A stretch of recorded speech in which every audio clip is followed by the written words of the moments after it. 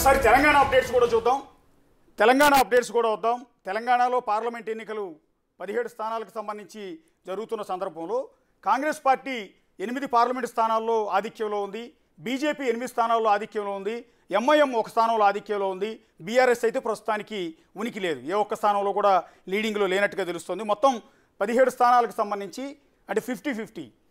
8 స్థానాల్లో కాంగ్రెస్ పార్టీ లీడింగ్లో ఉంటే 8 స్థానాల్లో బీజేపీ లీడింగ్లో ఉంది. ఎంఐఎం 1 స్థానంలో లీడింగ్ ఉంది. ప్రస్తుతం ఎక్కడెక్కడ కాంగ్రెస్ పార్టీ లీడింగ్ ఉంది, ఎక్కడెక్కడ బీజేపీ లీడింగ్ ఉంది అనేది మనం చూడాల్సి ఉంటుంది. ఎంఐఎం ఆల్రెడీ హైదరాబాద్ ఒకే ఒక స్థానం. వాళ్ళు మొదటి నుంచి కూడా ఎక్స్పెక్ట్ చేసేదే ఎంఐఎం హైదరాబాద్ స్థానం నుంచి ఆ స్థానం ఖచ్చితంగా వాళ్ళే గెలుస్తారని ఎగ్జిట్ పోల్స్ అన్నీ కూడా చెప్పిన నేపథ్యంలో అక్కడ హైదరాబాద్ స్థానం నుంచి ఎంఐఎం లీడింగ్లో ఉంది. సో కాంగ్రెస్ పార్టీ 8 చోట్ల మల్కాజ్గిరిలో బీజేపీ అభ్యర్థి ఈటెల రాజేందర్ లీడింగ్లో ఉన్నారు. నిజామాబాద్లో సిట్టింగ్ ఎంపీ అరవింద్ లీడింగ్లో ఉన్నారు. అట్లాగే ఖమ్మంలో కాంగ్రెస్ పార్టీ ముందంజలో ఉంది. చేవెళ్లలో బీజేపీ లీడ్లో ఉంది. ఖమ్మంలో ఆదిలాబాద్లో కూడా బీజేపీయే లీడింగ్లో ఉన్నట్టుగా ప్రస్తుతానికి మనకు అందుతున్న అప్డేట్స్ని బట్టి తెలుస్తోంది. జహీరాబాద్లో కూడా బీజేపీ అభ్యర్థి లీడింగ్లో ఉన్నారు. సో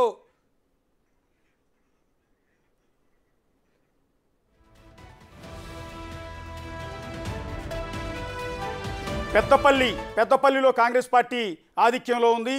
వరంగల్లో బీజేపీకి ఆధిక్యం కనిపిస్తోంది.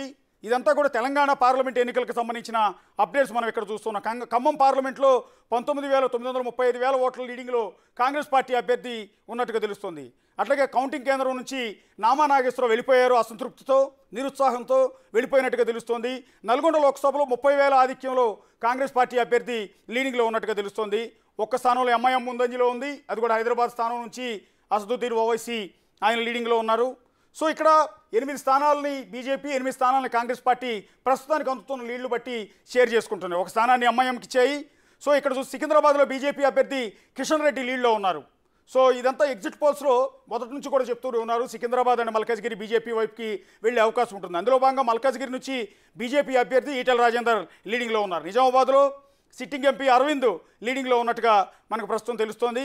ఖమ్మంలో కూడా కాంగ్రెస్ పార్టీ ముందంజలో ఉంది. ఇదంతా కూడా తెలంగాణ అప్డేట్స్. ఒకసారి ఆంధ్రప్రదేశ్ రిజల్ట్కి వెళ్దాం.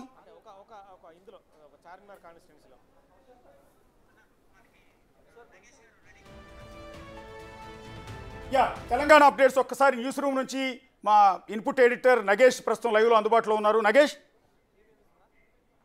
తెలంగాణలో పోటాపోటీగా లోక్సభకు సంబంధించిన అభ్యర్థుల పోటాపోటీ నడుస్తుంది. కాంగ్రెస్కు 8 స్థానాలు, అలాగే బీజేపీకి 8 స్థానాలు లీడింగ్లో ఉంది. ఒక ఎంఐఎం మాత్రం హైదరాబాద్లో లీడ్లో కనిపిస్తుంది. కానీ చార్మినార్ నియోజకవర్గం నుంచి మాత్రం ఎంఐఎం వెనుకబడ్డ పరిస్థితి. ఇక బహదూర్పుర మిగతా ప్రాంతాల్లో మాత్రం కొంత లీడ్ కనిపిస్తుంది. కానీ ఏదైతే దూకుడు ప్రదర్శించిందో మాధవిలత, ఆ దూకుడు ప్రకారమే ఓట్లయితే హైదరాబాద్ పార్లమెంట్లో లీడ్ చేస్తున్న పరిస్థితి. అంటే మొత్తం ఎంటైర్ తెలంగాణలో చూస్తే కనుక బీజేపీ సగం సీట్లని, అలాగే కాంగ్రెస్ సగం సీట్లను పంచుకుంది.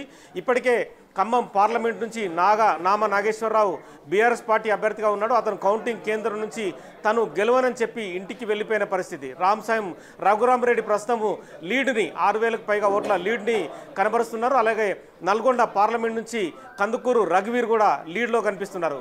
భువనగిరి పార్లమెంట్ నుంచి కూడా కొంత అంటే ఇబ్బందికర పరిస్థితి ఉంది. కాంగ్రెస్ బీజేపీ మధ్య కూడా పోటాపోటీ వాతావరణం కనిపిస్తుంది. ఒకరు